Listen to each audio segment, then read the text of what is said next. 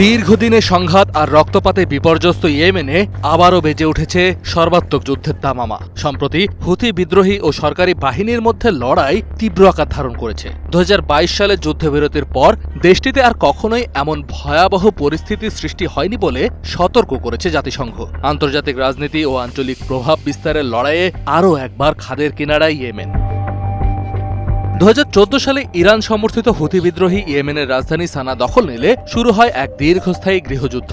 পরের বছরই সৌদি আরবের নেতৃত্বাধীন জোট এই সংঘাতে জড়িয়ে পড়লে পরিস্থিতি আরও ভয়াবহ আকার ধারণ করে। 2022 সালে একটি যুদ্ধবিরতি চুক্তির মাধ্যমে এই লড়াইয়ে কিছুটা বিরতি এলেও সেই চুক্তি প্রায় ভেস্তে যাওয়ার পথে এখন। সাম্প্রতিক সময়ে ইয়েমেনের মারিব, হাদ্রামাউত ও আল মাখা সহ বিভিন্ন অঞ্চলে হুথি ও সরকারি বাহিনীর মধ্যে সংঘর্ষ চরম আকার ধারণ করেছে। সরকারি বাহিনী তাইজে হুথিদের একটি বড় হামলা প্রতিহত করার দাবি করেছে এবং পাল্টা আক্রমণ হিসেবে বিভিন্ন অঞ্চলে ড্রোন ও আর্টিলারি হামলা চালিয়েছে। হুথিরাও এর কড়া জবাব দিয়েছে। এমনকি সৌদি আরবের জাজান প্রদেশের একটি তেল শোধনাগারে ড্রোন হামলারও দায় স্বীকার করেছে তারা।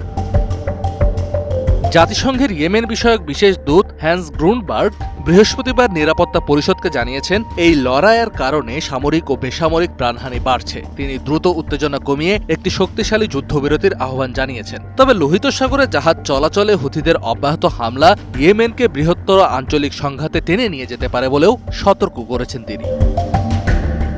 এই সংঘাতের জেরে ইয়েমেনের সাধারণ মানুষের জীবন দুর্বিষহ হয়ে উঠেছে। 10 বছরের গৃহযুদ্ধে দেশটির অর্থনীতি পুরোপুরি ধ্বংস হয়ে গিয়েছে। জাতিসংঘের মানবিক সহায়তা প্রধান টম ফ্লেচার জানিয়েছেন, ইয়েমেনের অর্ধেকের বেশি মানুষ এখন পর্যাপ্ত খাবার পাচ্ছে না। অন্তত 60 লাখ মানুষ দুর্ভিক্ষে তার প্রান্তে। গর্ভকালীন জটিলতায় প্রতিদিন মারা যাচ্ছে 3 নারী। এই মানবিক সংকটের জন্য এই সংঘাতকেই দায়ী করছে যুক্তরাজ্য।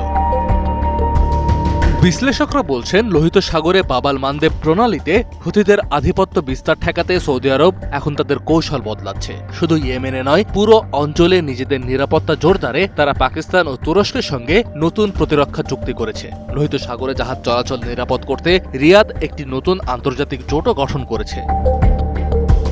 অন্যদিকে যুক্তরাষ্ট্রের সঙ্গে ইরানের ক্রমবর্ধমান উত্তেজনার প্রভাবও পড়েছে ইয়েমেন সংঘাতে। হুথিদের হামলার পেছনে ইরানের ইন্ধন রয়েছে বলে অভিযোগ রয়েছে।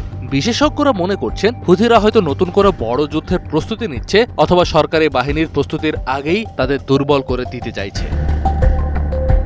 এই সংঘাত যদি আরো তীব্র হয় তবে সবচাইতে বেশি ক্ষতিগ্রস্ত হবে ইয়েমেনের সাধারণ মানুষ, যারা ইতিমধ্যেই বিশ্বের অন্যতম ভয়াবহ মানবিক সংকটের মুখোমুখি। নতুন করে যুদ্ধ শুরু হলে তাদের বেঁচে থাকাই দায় হয়ে পড়বে। কাজী নিশাদ, ডিবিসি নিউজ ডেস্ক।